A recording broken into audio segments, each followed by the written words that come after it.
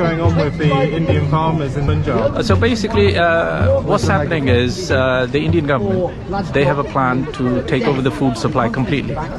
So, and this Indian government, if you have to realize what this Indian government stands for, it stands for a Hindu supremacy or a Hindu state, and they want to use the food supply or the control of the food supply to implement their fascist ideology throughout, because India is a federal structure, and to completely take over that federal structure and implement this idea of a Hindu state, what they want to use the food supply. And the people and all the activists have realized that, and when the agitation was started in Punjab, what we showed the people of entire India, there is no need to fear this fascist regime. I know 400 plus people have died in this agitation. There have been shootings by the police, they've been tortured to death, they've been raped by the police, and the police has used utmost force against these protesters. But still today, the protesters are there, and they're still surrounding Delhi, and they're still struggling, and they're going to surround the parliament in coming days and to bring the government to its knees. But what we have to realize, they are fighting to survive. And if the food supply, you see, how exactly are they taking over the food supply? Food supply is simply, at the moment, the current provision is that food supply is sold to government and public services where they store it. But at the moment, they want the private sector to take over that supply chain. So once that supply chain goes into, so we are talking about people who are committed to eugenics in India, who are committed to this concept of caste system. When we are thinking of caste system, we must think of it as a political system of subjugation and slavery. This system has been in that region and enslaving that people for thousands of years. They want to implement it to a degree that there would be nothing, no opposition whatsoever. So this is the last resistance, what the people who are protesting and surrounding Delhi. And if that resistance fails, the food supplies goes into the hand, because what they're trying to do is the private companies just want to buy the entire grain and rice. So if entire grain and rice is bought by these private companies, they can easily store away and stop it from going into the public service. And that's where the main struggle is. And they have done this in the past. We have to realize, in the time of World War and World War and II, they did exactly the same system. They controlled the food supply, and they stopped the main food stores, especially wheat and rice, because they are the main staples.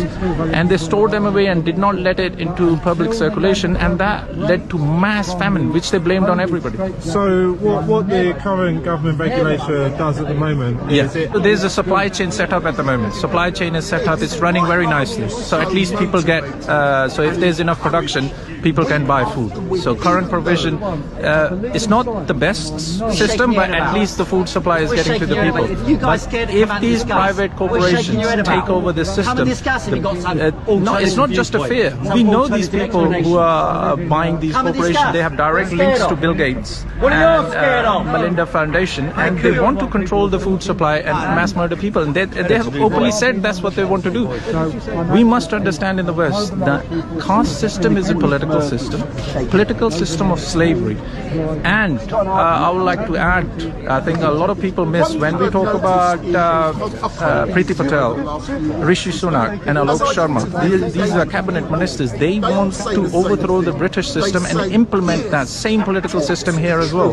So once we, just like Pierce said, there is the same attempt being made in Britain to take over the food supply, and these are very dangerous attempts. Is there no way that small and medium-sized companies could take over the government's role instead, run by the Indian farmers themselves? You see, that's what they're doing at the moment. The Sikhs, we have our localized militias, but the problem is if the military moves in, so if the protest didn't take place and the military moves in, you have no access to your own land. And with COVID being placed as a tyranny, half of the food crop didn't even get seeded this year. So this is what we have to, this year, the food supply, when we hear the United Nations talking about the food supply, United Nations and their policies of lockdown are the reason for shortages in the food supplies, because the crop is not getting planted, because we are only going to have half the harvest which the world had last year. So imagine the amount of destruction coming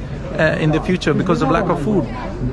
And whatever's left, they want to control it completely. We have Bill Gates in America buying over all the farmlands. We have the same system in Europe, in the UK, and all over Asia as well. So we have to understand it's a globalist agenda, and their agenda is use COVID, and COVID will do enough damage as it is. But if the food supply goes completely into their hands, they will starve you to death.